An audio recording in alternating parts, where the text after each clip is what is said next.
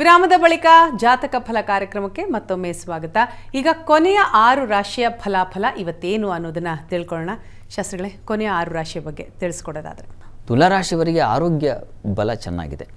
ಈ ದಿವಸ ಕೆಲಸದಲ್ಲಿ ಪರಿಶ್ರಮ ಜಾಸ್ತಿ, ಅತಿಯಾದ ಕೆಲಸ ಮನೆಯಲ್ಲೇ ಆಗಲಿ, ಈ ಯಾವುದೋ ಒಂದು ಶ್ರಾದ್ದ ಇತ್ಯಾದಿ ಕಾರ್ಯಗಳನ್ನು ಮಾಡುವಾಗಲೇ ಅದೇ ಕೆಲಸದ ಹೊರೆ ಆಗುತ್ತೆ. ಸಹಜ ಅದರ ಹೊರೆಯೂ ಹಾಗೇ ಇದೆ. ಆದರೆ ಹೊರೆ ಅಂದುಕೋಬಾರ್ದು, ಶ್ರದ್ಧೆಯಿಂದ ಮಾಡಿ. ಈ ದಿವಸ ಸ್ವಲ್ಪ ನಿಮಗೆ ಗಂಟಲು ಬಾಧೆ ಇದೆ, ಸ್ವಲ್ಪ ಮಟ್ಟಿಗೆ ಸೇವಕರು ಯಾರೂ ಸಿಗೋದಿಲ್ಲ, ಯಾರೋ ಹೆಲ್ಪಿಗೆ ಬರ್ತಾರೆ, ಇನ್ನೂ ಕೆಲಸ ಹಂಚ್ಕೊಳ್ತಾರೆ ಅಂದರೆ ಆಗಲ್ಲ, ಒಬ್ಬರೇ ಮಾಡಬೇಕಾದ ಪರಿಸ್ಥಿತಿ ಬಂದುಬಿಡುತ್ತೆ. ಹೀಗಾಗಿ ಒಬ್ಬರೇ ಮಾಡಿದ್ರೆ ಹೆಚ್ಚು ಪುಣ್ಯ ಇದೆ ಅಲ್ವಾ. ಹೀಗಾಗಿ ತಾಳ್ಮೆಯಿಂದ ಮಾಡಿ.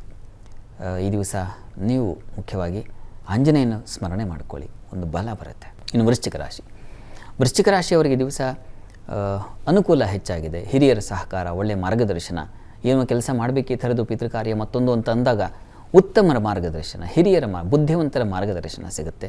ಆ ರೀತಿಯಲ್ಲಿ ಆ ಕೆಲಸ ಮಾಡ್ತಕ್ಕಂಥದ್ದಾಗುತ್ತೆ. ಈ ದಿವಸ ಸ್ವಲ್ಪ ಬಾಯಿ ಹುಣ್ಣಾಗೋದು, ಆ ರೀತಿಯ ಒಂದು ಲಕ್ಷಣ ಇದೆ. ಹುಷಾರಾಗಿ, ಅನ್ನ ಜಿಗಿವಾಗ ಮತ್ತೊಂದು ಹುಷಾರಾಗಿರಿ. ಮತ್ತು ಈ ದಿವಸ ಸ್ವಲ್ಪ ಕುಟುಂಬದಲ್ಲಿ ಸ್ವಲ್ಪ ಕಿರಿಕಿರಿ ವಾತಾವರಣವೂ ಇದೆ. ಸ್ವಲ್ಪ ಜಗಳಗಳಾಗಬಹುದು, ಹಣಕಾಸಿನ ವಿಚಾರದಲ್ಲಿ ಸ್ವಲ್ಪ ಏರುಪೇರಾಗಬಹುದು, ಹುಷಾರು. ಪ್ರಾರ್ಥನೆಗೆ ಈ ದಿವಸ ನೀವು ಸುಬ್ರಹ್ಮಣ್ಯ ಪ್ರಾರ್ಥನೆ ಮಾಡ್ಕೊಳ್ಳಿ, ಮನಸ್ಸಿಗೆ ಸ್ವಲ್ಪ ಸಮಾಧಾನ ಆಗುತ್ತೆ. ಇನ್ನು ಧನುರಾಶಿಯವರಿಗೆ ವೃತ್ತಿಯಲ್ಲಿ ದಿವಸ ಅನುಕೂಲ ಇದೆ. ಸ್ತ್ರೀಯರಿಗೆ ಸ್ವಲ್ಪ ಒತ್ತಡ ಸೂಚಿಸ್ತಾ ಇದೆ. ಮನೆಯಿಂದಲೇ ಕೂತು ಕೆಲಸ ಮಾಡಬೇಕಾದ ಪರಿಸ್ಥಿತಿ ಬರುತ್ತೆ, ಅಥವಾ ಮನೇಲಿ ಕೂತಿದ್ದವರು ಆಫೀಸ್ಗೆ ಹೋಗಬೇಕಾದ ಪರಿಸ್ಥಿತಿ ಬರಬಹುದು. ಈ ಥರ ಒಂದು ರೀತಿಯ ಒತ್ತಡ ಇದೆ. ಇನ್ನು ಆರೋಗ್ಯದಲ್ಲಿ ಸ್ವಲ್ಪ ಏರುಪೇರಾಗುತ್ತೆ, ತಲೆ ಭಾರ, ತಲೆ ಸಂಬಂಧಿ ತೊಂದರೆಗಳುಂಟಾಗುವ ಲಕ್ಷಣ ಇದೆ. ಜೊತೆಗೆ ದಿವಸ ಸಹಕಾರ ಇದೆ, ಕುಟುಂಬ ಸಹಕಾರ, ಸಹೋದರ ಸಹಕಾರ ಇತ್ಯಾದಿ ಈ ಪಿತೃಕಾರ್ಯಗಳಿಗೆ ಒಂದು ರೀತಿಯ ಅನುಕೂಲದ ವಾತಾವರಣ ಇರ್ತದೆ. ಅದೊಂದು ರೀತಿಯ ಸಮಾಧಾನ ತಂದುಕೊಡುತ್ತೆ. ಪ್ರಾರ್ಥನೆಗೆ ದಿವಸ ಆರೋಗ್ಯದ ದೃಷ್ಟಿಯಿಂದ ಶಿವಕವಚವನ್ನು ಕೇಳಿಸ್ಕೊಳ್ಳಿ, ಹೇಳ್ಕೊಳ್ಳಿ.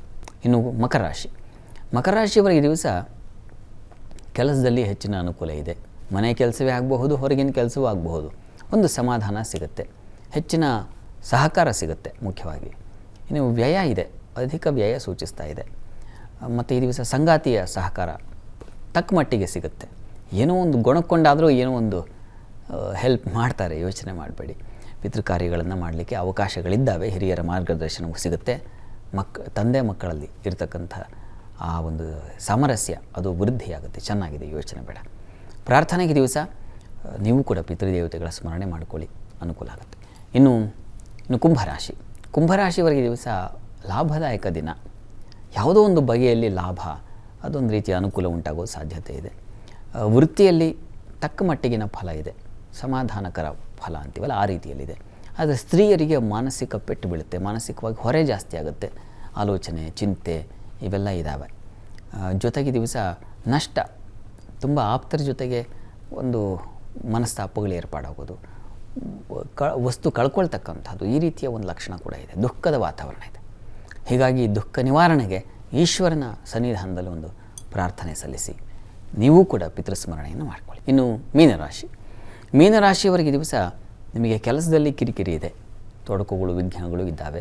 ಸಂಗಾತಿ ಸಪೋರ್ಟ್ ಸಿಗೋದಿಲ್ಲ, ಸ್ವಲ್ಪ ಅಸಮಾಧಾನವಾಗಿರ್ತದೆ. ಸಿಗಲ್ಲ ಅಂತಲ್ಲ, ತಕ್ಕ ಮಟ್ಟಿಗಿರ್ತದೆ. ಹೆಚ್ಚಿನ ಶ್ರಮ ಇದೆ. ಪ್ರಯಾಣದಲ್ಲೂ ಸ್ವಲ್ಪ ತೊಡಕುಗಳನ್ನು ಸೂಚಿಸ್ತಾ ಇದೆ. ಬಂಧುಗಳಲ್ಲಿ ಸ್ವಲ್ಪ ವೈಮನಸ್ಸು ಬರ್ತದೆ. ಸ್ವಲ್ಪ ಸಮಾಧಾನ ಇಲ್ಲ ಈ ದಿವಸ.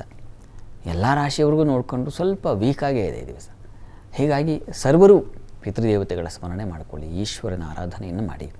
ಎರಡು ಒಂದು ರೀತಿಯ ಬಲವನ್ನು ತಂದುಕೊಡುತ್ತೆ. ಸರಿ ಶಾಸ್ತ್ರಿಗಳೇ, ಸಾಕಷ್ಟು ವಿಚಾರವನ್ನು ಇವತ್ತಿನ ಸಂಚಿಕೆಯಲ್ಲಿ ತಿಳಿಸ್ಕೊಟ್ಟಿದ್ದೀರಿ. ತುಂಬ ಧನ್ಯವಾದಗಳು. ಸರ್ವೇ ಜನಾಃ ಸುಖಿನೋ ಭವಂತು, ಸಮಸ್ತ ಸನ್ಮಂಗಳಾನಿ ಭವಂತು. ಎಲ್ಲರಿಗೂ ಶುಭವಾಗಲಿ. ಇದಾಗಿತ್ತು ಇವತ್ತಿನ ಜಾತಕ ಫಲ ವಿಶೇಷ ಕಾರ್ಯಕ್ರಮ. ನಾಳೆ ಮತ್ತೆ ಇದೇ ಸಮಯಕ್ಕೆ ಇದೇ ಕಾರ್ಯಕ್ರಮದಲ್ಲಿ ನಿಮ್ಮ ಭೇಟಿ. ಅಲ್ಲಿವರೆಗೂ ನೇರ, ದಿಟ್ಟ, ನಿರಂತರ ಸುದ್ದಿಗಾಗಿ ನೋಡ್ತಾ ಇರಿ ಏಷ್ಯಾನೆಟ್ ಸುವರ್ಣ ನ್ಯೂಸ್.